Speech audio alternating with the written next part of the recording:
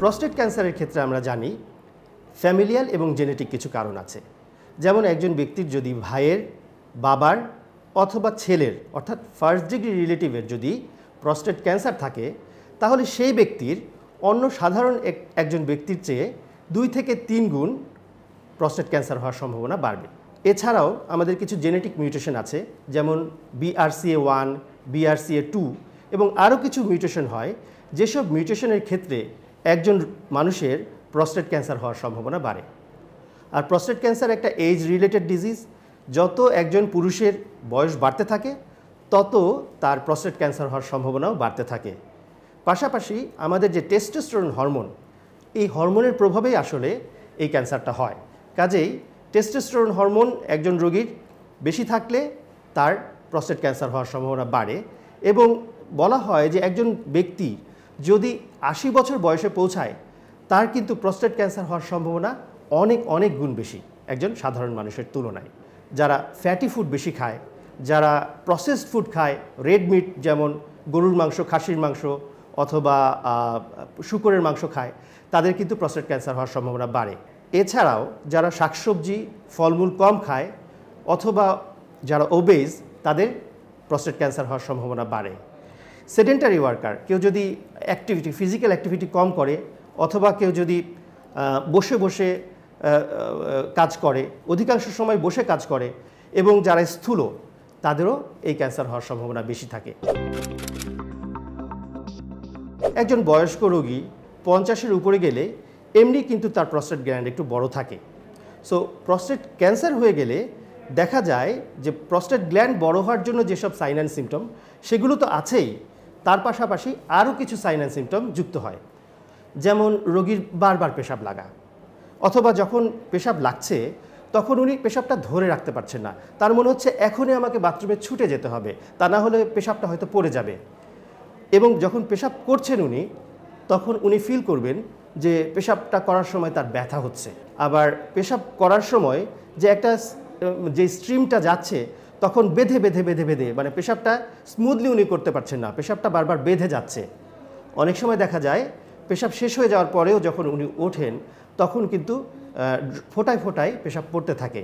এই ফিচারগুলোর পাশাপাশি যদি তার পেশাব করার সময় রক্ত যায়, পেশাবটা হালকা গোলাপি বা লালচে, তাহলে কিন্তু আমাদের বুঝতে হবে যে প্রস্টেট ক্যান্সার হওয়ার একটা সম্ভাবনা আছে। সো স্ক্রিনিং জিনিসটা কি? স্ক্রিনিংটা হলো কোনো একটা রোগ ধরা, সেই রোগের লক্ষণগুলো প্রকাশ পাওয়ার আগেই। সো কোনো একজন ব্যক্তির কোনো লক্ষণ, ফিচার্স অফ প্রোস্টাটিজম বা প্রস্টেট ক্যান্সারের কোনো লক্ষণ যদি ধরা না পড়ে, কিন্তু তার আগেই যদি আমরা প্রস্টেট ক্যান্সার ধরার চেষ্টা করি, তাহলে আমাদেরকে কিছু পরীক্ষা করতে হয়।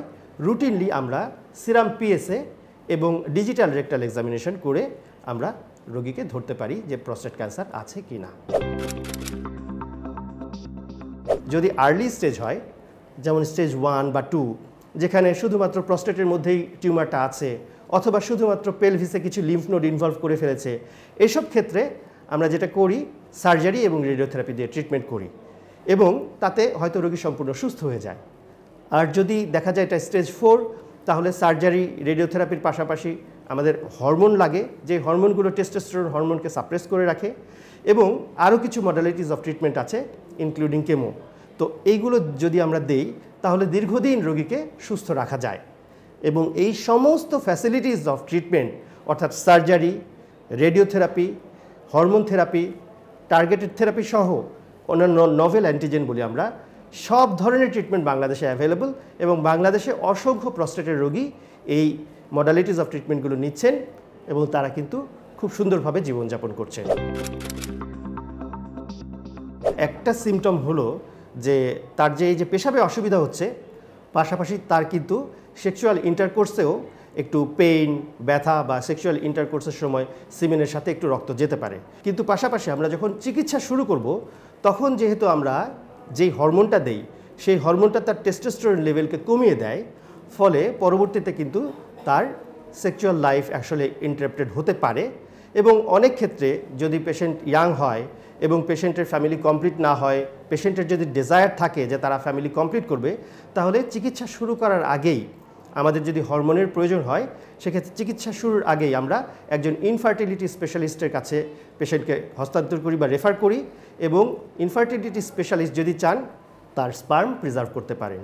আমরা এভাবেই এই সমস্যাটা সমাধান করার চেষ্টা করি। কিন্তু সার্জারির পরে তার যদি সেক্সুয়াল লাইফ হ্যাম্পার্ড হয় তাহলে কিন্তু তার কাউন্সেলিং লাগবে, সেটাকে কোনোভাবে রিভার্স করা যায় কি না ডাক্তারের পরামর্শ নিয়ে সেগুলো চেষ্টা করতে হবে, এবং ফ্যামিলি মেম্বারদের এই বিষয়টা সহানুভূতির সঙ্গে দেখতে হবে এবং তাকে মানসিকভাবে সাপোর্ট দিতে হবে উনি যাতে এই ব্যাপারটা ওভারকাম করতে পারেন মানসিকভাবে এবং শারীরিকভাবেও হীনমন্যতায় না ভোগেন। অপারেশন সাধারণত এই ধরনের রোগীর আমরা দুটো কারণে করতে পারি।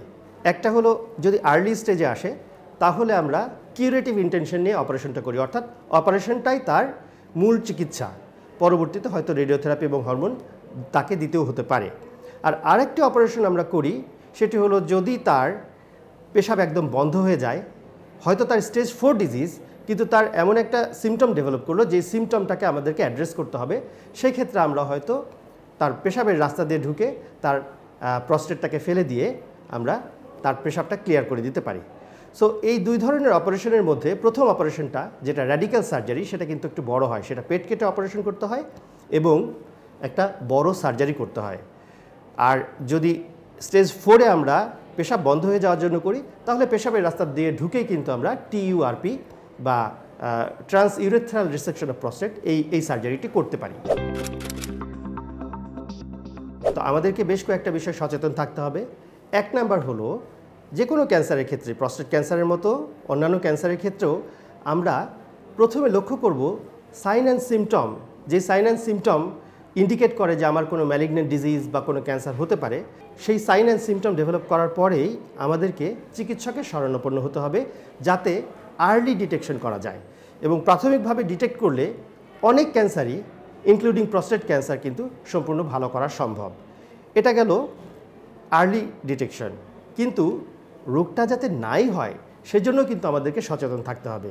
রোগটা যাতে না হয় তাহলে আমরা কি করতে পারি? আমাদের খাদ্যাভ্যাস পরিবর্তন করতে পারি। আমরা অধিক পরিমাণে শাকসবজি, ফলমূল এগুলো খেতে পারি। রেড মিট, ট্রান্স ফ্যাট সহ যেসব ক্ষতিকর খাবার, আমরা মোটামুটি সবাই কিন্তু এ বিষয়ে সচেতন। আমাদেরকে জানতে হবে, কিন্তু আমরা জানি কিন্তু আমরা কিন্তু ওইভাবে মানি না। তো আমাদেরকে এটা মানতে হবে যে না, আমরা রেড মিট খাবো না একদম তা না, আমরা রেড মিটটা অল্প পরিমাণে গ্রহণ করব। রেড মিট বা অন্যান্য খাবারের পাশাপাশি আমরা ভেজিটেবল বা যেসব খাবার আমাদের ক্যান্সারের ঝুঁকি কমায় সেগুলো খাবো। আরেকটি বিষয় খেয়াল রাখতে হবে, সেটি হলো ফিজিক্যাল অ্যাক্টিভিটি। আমাদের ফিজিক্যাল অ্যাক্টিভিটি বাড়াতে হবে। আমরা যদি সপ্তাহে 4 থেকে 5 দিন 30 মিনিট থেকে 40 মিনিট হাঁটি তাহলে কিন্তু এটা আমাদের ক্যান্সার প্রিভেনশনে সাহায্য করবে এবং আমাদেরকে ফিট থাকতেও সাহায্য করবে। সো এই বিষয়গুলো যদি আমরা লক্ষ্য রাখি তাহলে আমরা শুধু প্রস্টেট ক্যান্সার না, যে কোনো ক্যান্সার থেকেই মুক্ত থাকতে পারবো ইনশাআল্লাহ।